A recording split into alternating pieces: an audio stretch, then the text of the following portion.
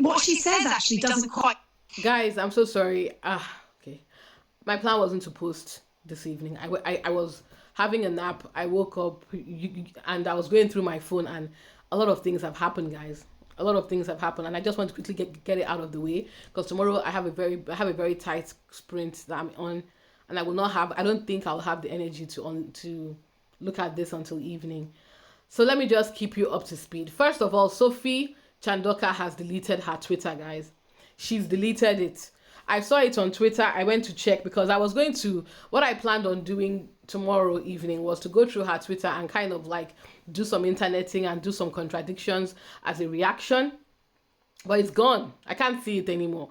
Whether she's done this permanently or she's done this as a temporary reaction to the dragging she's getting following her stupid interview with Trevor Phillips, I don't know. This woman obviously did not plan this thing well. Her backers really overplayed their hand. But yeah, that's a very interesting development for somebody who is telling the truth. Why can't you take the heat, Sophie? Why are you running away from Twitter? Why are you hiding on Twitter? You're a lawyer, right? Don't tell me you didn't come correct with your receipts, and you certainly did not expect people to question you. Are you insane? Now, let's park that nonsense for a second. Shout out to Zandi Sussex. Guys, if you're not following this woman, why? I'm going to paste the link so that you guys can please go and follow her, engage with her. Please support people that are supporting the Sussexes. It's not just scrolling through. You will help people's engagement. You will help people, and not even so much for the engagement, which is very useful. You will also help flood the algorithm, right? We are talking about removing disinformation. We can't do it in small numbers. Just the same way the haters, when they post rubbish, they get hundreds of thousands of views. When we post the right thing or when we try to be center, we also deserve hundreds of thousands of views. Like, retweet, follow. Now let's listen to this. But what she says actually doesn't quite stack up, because when Trevor Phillips, who knows, by the way, this impressive, otherwise Zimbabwean-born, MBE awarded lawyer, when he presses her on Harry personally, she suddenly goes, "Oh no, but he's fantastic." So there's a sort of disconnect and a lack of logic to what she's saying. I mean, we should name her. We're talking about Dr. Sophie Chandauka. And she lives in New York, which seems to be a little odd for somebody who's heading a charity in Lesotho. And I, having watched the whole of that interview this morning, I felt that it was she that was coming across as the bullying one. What I tell you guys, for those of you who don't know, this is Ian Dale, and the lady speaking is Tessa Dunlop. Tessa Dunlop is a flip-flopper. I don't know what her gender is. I just ignore her. Ian Dale, I don't know Ian Dale to be a Harry and Meghan supporter. My point is, they've started talking about this, guys. I think what I want the Harry and Meghan haters to understand is there is nothing more exciting to the British press than an opportunity to destroy Harry and Meghan. They have tried, and they continue to try. It's been almost 10 years. They're still trying. And I want you guys to work with me on this. The media is not trying to defend Harry. Let us be clear. The media does not like Harry. They want him to fail. That is the point. But let me tell you what they are also having to contend with here. What they call DEI woke culture. I've already said it, all I've had to say about the reason why, as a black woman, Sophie's behavior pisses me off and is very disappointing. But let me say it in very quick words, right? They have a choice here. Either come after Harry or go after woke culture. I personally think they are going to go after woke culture because they must understand by now, and I'm sure they know by now, that Harry is not going to let this stand. Harry is very litigious. If you think he is going to let this stand, you are not paying attention. Now, and for those of you that still are not following me on why the media is, I think not, I'm not talking about the trash media. The trash media will always be the trash media. But there are still some journalists who, in my opinion, as much as they hate Harry and Meghan, need to ensure they maintain their integrity. And I'll tell you why. Prince Harry's visa, just 2-3 weeks ago, that was an embarrassment to everybody in the media. Everybody in the media. Because the simple due diligence they could have done to determine whether it was actually Harry's visa being released was not done. I keep telling you guys that even me, I didn't know. But then again, I'm not expected to know. I'm just a random content creator. I found out from a guy who is actually a lawyer who bothered to look into the docket to know what was coming. And he said, what are you people talking about? The Ryomancy guy. He was like, what are you talking about? What visa? It's just a redacted, very redacted court proceeding. This, if he could find it out, why couldn't USA Today find it out? Why couldn't NBC find it out? Why couldn't BBC find it out? They could, but they just didn't want to because they were more interested in getting online clickbait. Because that is what their integrity has turned to when it comes to Harry and Meghan. And most things, actually. Because this is an agenda-driven takedown. They don't care about telling the truth. What they care about is driving negativity in the media. And it was working and continues to, and it was working until Meghan came back on Instagram. I told you, for those of you who haven't been paying attention, throughout last year, Harry and Meghan's marriage is on the rocks. Harry is thinking of coming back to the UK, but will he bring Meghan? Netflix is about to drop Harry and Meghan. It's been 5 years. They signed the deal when things were going, when they were giving out big deals. But now Netflix is thinking about whether it's worth it. These are people that don't have any access to Netflix.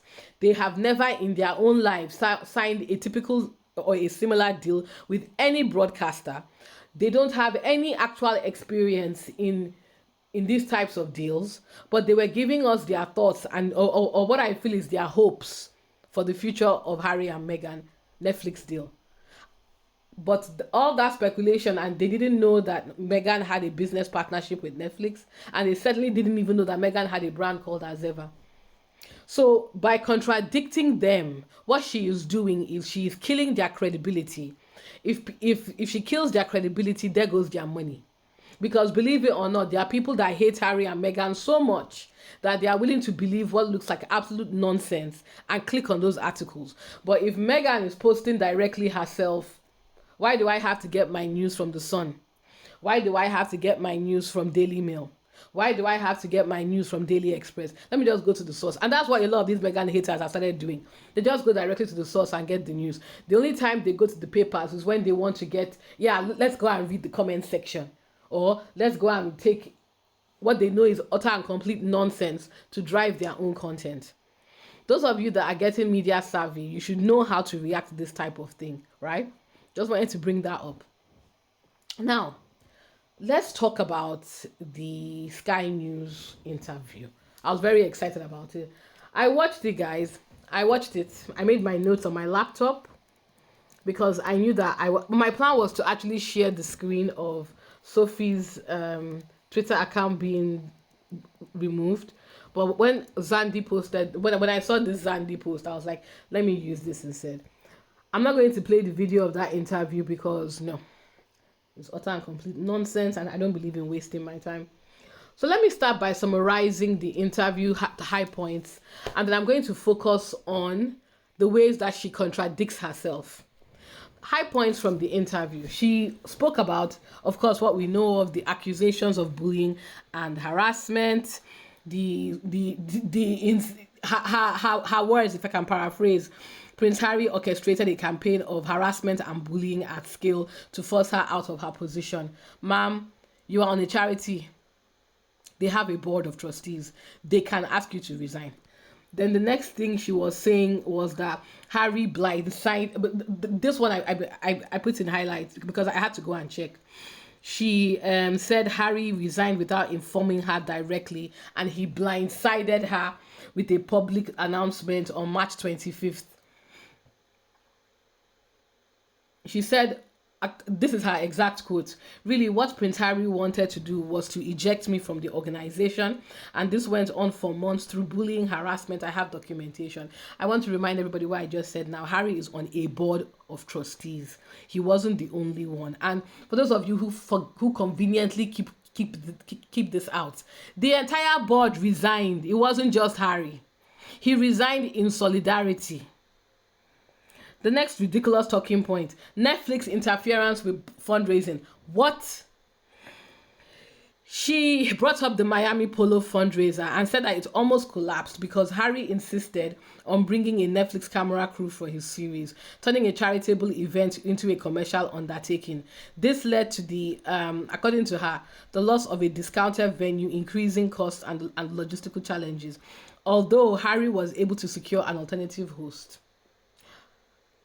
Okay. The Duchess Meghan Sussex situation. She now said that there was friction caused by Meghan's surprise appearance. What?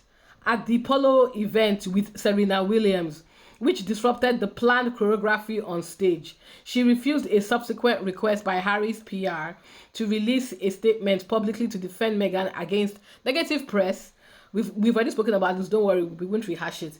And saying, you guys remember, let me paraphrase, that she said that they're not, the charity will not become a PR, an extension of the Sussex PR machine. What? The impact of Harry's brand. This was, to me, the line that went too far, as well as the Meghan comment.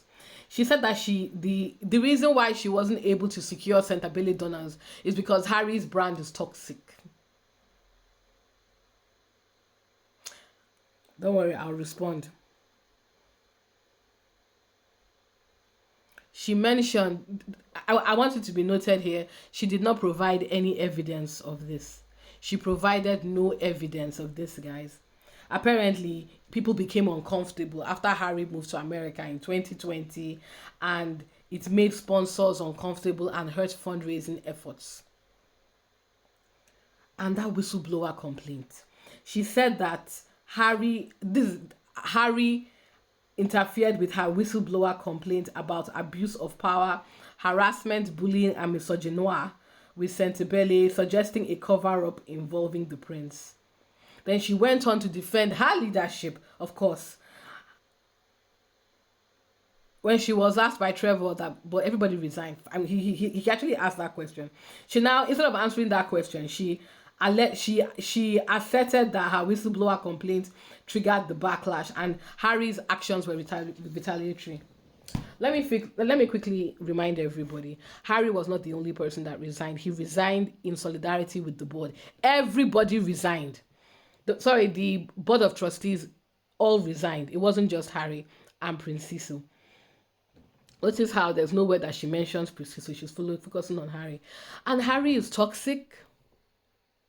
Harry has been in charge of Centerbilly for 20 years. For 20 years. It's his charity. Harry moved in 2020. Why didn't the brand go down then? Why is it when you got there as chairman? And the Netflix cameras. This is the part that really irritates me, actually. She said she's a fundraiser. He brought Netflix cameras and Serena Williams came, which is... Serena Williams is a venture capitalist, is she not? She's a celebrity. If I was a fundraiser, I would immediately go and introduce myself to her and say, oh, wow, hi, Serena. Look, we are working. Would you mind if we work together? I'm trying to find more donors for the Centerbilly charity. Befriend Serena if you have to, so that you can get access to her contacts. She can introduce you to people. Her husband can introduce you to people. I mean, Sophie told us that she was able to raise 50 million for her Delaware-based company. So I don't understand why I need to tell her what to do. Also, that charity event, by the very nature of the fact that Harry was there, he would have attracted a lot of high-profile people. Even if you can't use your own face, you can't use you can't use your relationship with Harry to raise money. Come on now. Now, I'm going to talk about, here are the things that were contradictions from the interview that I want to quickly address. Now, she's saying that Harry's resignation and public statement was what she considered to be the bullying and harassment at scale, right? Then, when she was asked this misogyny and misogynoir you're complaining about, did Harry personally do it? She said, "Oh no, actually, Harry." Let me quote her verbatim. "Actually, my experience with Harry himself, fantastic. Actually, we had a great relationship." But you just said that Harry's resignation was a personal attack to you. Why? What? Analyst. So this is my thing here. So if you're saying that this man bullied you, how is it possible that you guys had a very good relationship? What is she talking about? The next thing that contradicts her point, she also claimed that Harry's resignation on March 25th was blindsided her, and he authorized the release of damaging news to the outside world without informing me or my country's directors. However, sources close to Harry and former trustees told CNN that the resignation letter was sent to her on March 10th, 2 weeks prior, contradicting her point about not being informed. So, you know what? Let me finish all the contradictions. The fundraising issues, because that's very interesting, because I did a quick check on that one.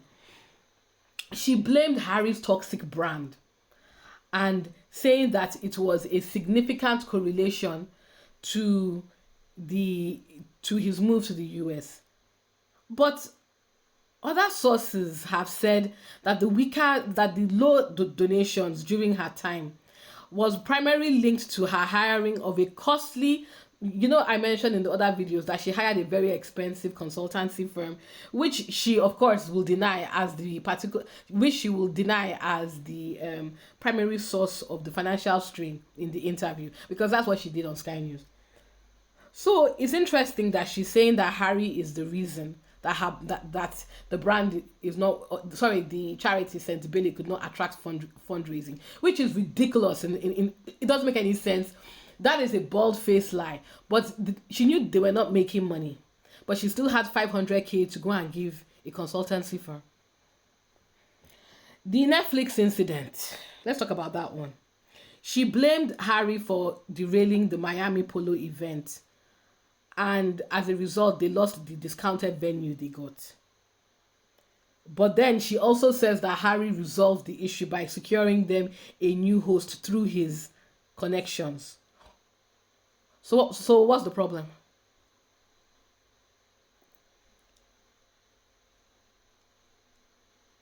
I don't understand. I'm sorry, guys. How do I frame this now? You're saying that he was a disruptive force because he wanted to film his series, but he secured you a new location. What is the problem, Sophie? That sounds like collaboration. He knew that he had to film because he needed it for his polo show. And he was like, look, whatever the logistic issues are, don't worry, I'll sort it out. I'm not seeing the problem. You're acting like because of his filming, you lost the avenue to do your show, the polo event. And as a result, the polo event could not take place. But we've all watched the event. So I don't know why this was brought up. Now, this whole thing about the board. She said that decisions were collective in the board. Yet, when Harry and Prince Siso resigned in solidarity with multiple trustees who also quit, citing a relationship with her had broken down beyond repair. So this is the point I'm trying to make, right? If the board was happy with her, why did a lot of them quit? In fact, one of the trustees who I've spoken about before, Kelelo Lerotoli, told Sky News he saw no hint of bullying in any of the meetings that they attended. And then the whistleblower complaint. Now, she said that Harry interfered in her whistleblower complaint, implying a cover-up, but provided no specifics beyond documentation. She didn't even provide any information. So Harry's sources and former trustees dismissed her claims as completely baseless, and no independent evidence has surfaced.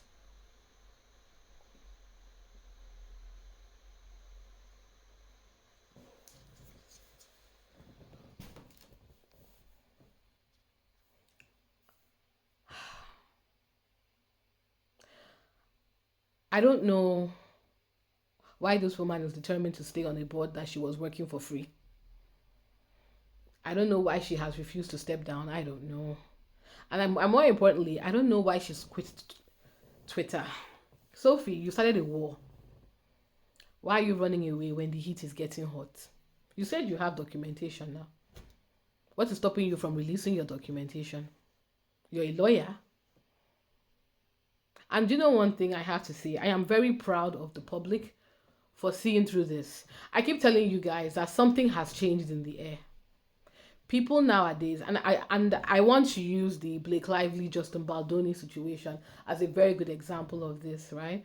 The idea that a woman or anybody can abuse certain buzzwords to hide their own bad behavior is over. And there's a reason why we despise these people that do this, because Me Too movement, misogynoir, racism, misogyny, these are not buzzwords. These are things that happen to people. And many people do not have the courage to stand up for themselves. They don't want the stress. They just back off. So to see people like Blake Lively, Sophie Chandauka, use these painful, these umbrellas that are supposed to protect people from painful experiences and give them a place to get support and help, to push agendas, because they simply don't know when to stop. They simply don't know when to quit a situation they have created. Is why I am looking forward to watching both of them go down. So yeah, what do you think, guys? Like I said, I wasn't planning on posting, but I just wanted to share that with you because I personally think this is moving a bit faster than I thought it would. I really would prefer not to say anything again until Harry and his team respond, but I'm beginning to realize that may not be the case because, like I said, things are moving very quickly. Very keen to hear your thoughts, very keen to hear your comments. And again, guys, don't forget what I said. Do your own research. Everybody has an agenda. Go and read Zandi Sussex. Go and listen to the full newsreel that I've just provided. Don't just listen to me, right? And yeah, please like, share, subscribe. Sorry for that. I know my train of thought went off a bit. It's just that as I was reading it as I summarized it, and I was trying to remember anything that I may have missed. Thank you all for your support. Feel free to give me your thoughts on Sophie. If I say drag Sophie now, it will turn to something else. Feel free to give me your thoughts on Sophie and your comments. I really appreciate them. And take care and have a good one. Oh, guys, please don't forget to follow me on TikTok. I'm going to put the link again. Please follow, please share, please follow. I'm trying to build my community. And yeah, have a good one. Good night. Have a good week.